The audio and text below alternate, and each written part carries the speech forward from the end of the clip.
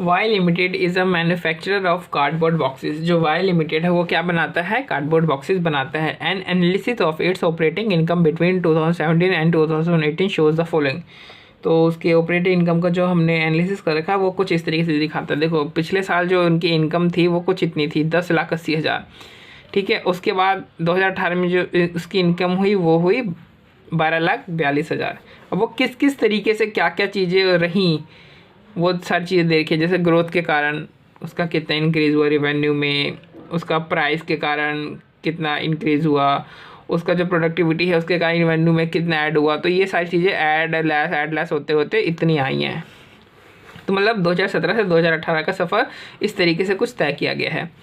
Y limited sold 4 lakh boxes and 4,20,000 boxes in 2017 and 2018 respectively. चूँकि ये जो कार्टून बॉक्सेज है वो बनाता है, तो 2017 है उसमें इसने 40 लाख बॉक्सेज बेचे थे और 2018 में इसने 4,20,000 बॉक्सेज देते हैं। तो पहले मतलब 2017 में कितने बेचे? 4 लाख, और अब 4,20,000 बॉक्स बेचे हैं।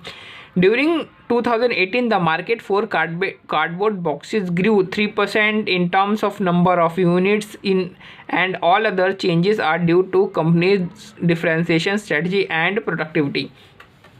कह रहा है कि 2018 में जो कार्डबोर्ड बॉक्सेस का जो मार्केट था वो मार्केट साइज बड़ा हो गया। कितना बड़ा हुआ? 3% से जो मार्केट साइज है वो बड़ा हो गया। और बाकी और चीज़ें जो हम देख रहे हैं, जिन बाकी चीज़ों का इफेक्ट देख रहे हैं, ये सारी चीज़ें किस कारण से हैं? या तो कंपनी की डिफरेंशिएशन स्ट्रेटजी के कारण है या तो प्रोडक्टिविटी के कारण है। लेकिन इसमें से इतना तो पक्का पता है कि इसमें से कुछ इफेक्ट मार्केट साइज के कारण है, क्योंकि मार्केट साइज 3% से ग्रो हुआ है। अब रिक्वायर्ड क्या है? compute how much of the change in operating income from 2017 to 2018 is due to the industry market size factor, productivity and productive differentiation, and also reconcile the profit of both the years due to these factors। कह रहा आपको पता लगाना है कि हमारी जो operating income में जो चेंज आया है कि 10,80,000 से 14,42,000 जो हो गई हमारी जो ऑपरेटिंग इनकम हो गई है, उसमें कितना चेंज आया है मार्केट साइज के कारण, कितना चेंज आया है प्रोडक्टिविटी के कारण, और कितना चेंज आया है प्रोडक्ट डिफरेंशिएशन के कारण। और आपको रिकनसाइल भी करना है लास्ट ईयर का प्रॉफिट को इन सब फैक्टर्स, मतलब लास्ट ईयर के प्रॉफिट में इन सब फैक्टर्स की एडजस्टमेंट करके और इस साल के प्रॉफिट के साथ आपको रिकनसाइल भी करना है। तो ये देखो हम देखते हैं इधर मार्केट साइज जो रिवेन्यू में जो चेंज आया है उसमें से कितना जो है वो मार्केट साइज को बिलोंग करता है वो देखते हैं। देखो मार्केट साइज जो है, ये देखो पहले आप, ये मार्केट साइज में चेंज कितना आया, कितना इंक्रीज़ हुआ है मार्केट साइज के कारण सेल। मार्केट साइज में इंक्रीज़ हुआ है 3% का, 3% की बढ़ोतरी हुई है। तो 4 लाख का 3% कितना होता है? 12,000 रुपया होता है। सॉरी 12,000 नहीं, 12 लाख यूनिट होता है।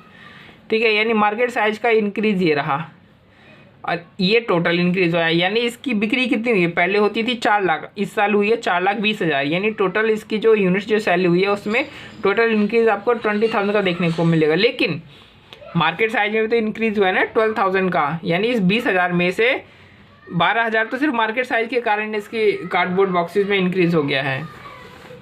यानी अगर टोटल रिवेन्यू में 1,40,000 का अगर इंक्रीज़ हुआ है, अगर जैसे 20,000 यूनिट्स जो है हमारी बढ़ी हैं एडिशनली, उसके कारण 1,40,000 की रेवेन्यू हमारी इंक्रीज़ हुई है। तो अगर इस 20,000 में से अगर 12,000 जो है यूनिट किसके कारण, मार्केट साइज के कारण बिकी है, तो ये 1,40,000 की जो हमारी रेवेन्यू है तो उसमें से कितनी जो है वो मार्केट के कारण हुई है, मार्केट साइज के इंक्रीज़ होने के कारण। तो हमने निकाल लिया 84,000 जो हुई है वो मार्केट साइज के इंक्रीज़ होने के कारण हुई है।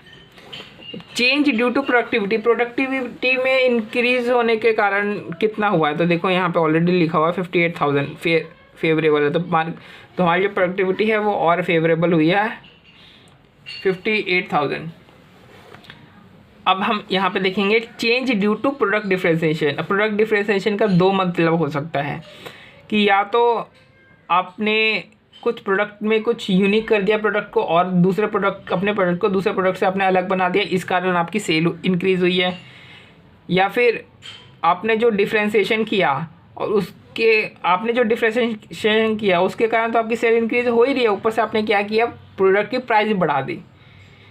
ठीक है, तो अब जैसे एप्पल का है, ये क्या एप्पल का है, तो इससे क्या, ये तो इसने अपने प्रोडक्ट को दूसरे से जो है डिफरेंट बना लिया है, उसके कारण इसकी सेल हो रही है, उसके कारण इसकी जो प्रॉफिट जनरेट हो रही है, ऊपर से इसने प्राइस भी बढ़ा दिया तो उसके कारण इसकी प्रॉफिट और जनरेट और ज़्यादा आगे बढ़ रही है। तो देखो आप इस तरीके से देख सकते हो कि मान लो ये टोटल इंक्रीज़ हुआ है रेवेन्यू में, तो इतना पोर्शन तो सिर्फ मार्केट साइज के कारण हुआ है, ये आपके कारण नहीं हुआ है। ये जो मार्केट साइज बढ़ा है, लोगों की कंजम्पशन बढ़ी है, उस कारण से ये आपका भी जो है बढ़ गया है रेवेन्यू, इतना रेवेन्यू। तो फिर इतना रेवेन्यू क्यों बढ़ा? इतना रेवेन्यू इसलिए बढ़ा है क्योंकि आपने अपने प्रोडक्ट को क्या किया है, दूसरे प्रोडक्ट से आपने डिफरेंट कर दिया, डिफ्रेंशिएट कर दिया अपने प्रोडक्ट को। तो इस कारण से आपकी सेल, इतनी सेल तो आपकी सिर्फ इस कारण से बढ़ी है।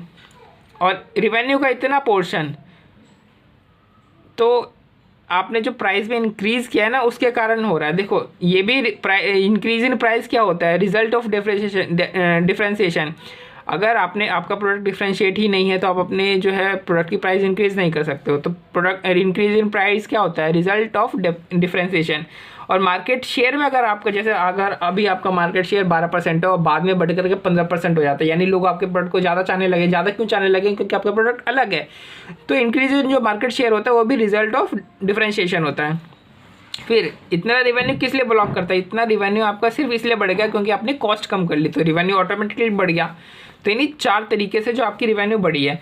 और इंक्रीज इन प्राइस और इंक्रीज इन मार्केट शेयर क्यों है? आपका सिर्फ डिफ्रेंशिएशन के कारण हुआ है, और ये वाला मार्केट साइज के कारण और ये वाला प्रोडक्टिविटी के कारण। तो वही चीज़ है, मार्केट साइज के कारण इतना, प्रोडक्टिविटी के कारण इतना, और डिफ्रेंशिएशन के कारण कितना है? डिफ्रेंशिएशन देखो यहाँ पे लिखा हुआ है कि आपकी जो डिफ्रेंशिएशन मतलब कि आपकी जो आपने जो प्राइस बढ़ाई है उसके कारण आपको 1,64,000 की रेवेन्यू आपकी इंक्रीज़ हुई है। बट डिफ्रेंशिएशन में सिर्फ इंक्रीज इन प्राइस थोड़ी होता है, आपका जो मार्केट शेयर बढ़ा है वो भी तो डिफ्रेंशिएशन का ही रिजल्ट है ना, वो भी उसके लिए तो आपने मेहनत के लिए प्रोडक्ट को अपना डिफ्रेंशिएट किया है। तो अब देखो टोटल जो हमारी जो सेल हुई थी यूनिट्स, वो कितनी हुई थी? 20,000 की हुई थी।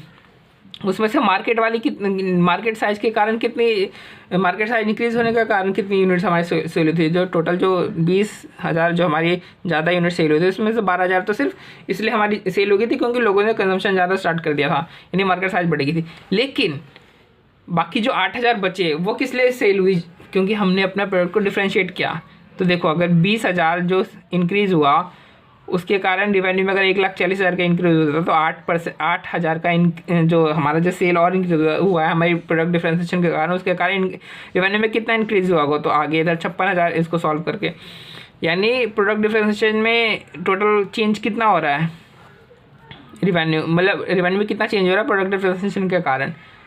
तो 1,64,000 की हमने अपनी प्राइस बढ़ा दी और 56,000 की हमने हमारी जो इंक्रीज़ है वो सेल की इंक्रीज है डिफ्रेंशिएशन के कारण। तो ये 3 आ गई। अब इन तीनों को हमें रिकॉन्साइल करना है, ठीक है। तो पिछले साल का प्रॉफिट लेते हैं। पिछले साल का प्रॉफिट क्या है? 10,80,000। 10,80,000। तो अब ये तीनों चीज़ें हमने कैलकुलेट करी है, इसमें आप प्लस कर दो क्योंकि तीनों चीज़ें फेवरेबल आ रही है। तो इस साल की हमारी करंट ईयर की प्रॉफिट हमारी निकल आएगी।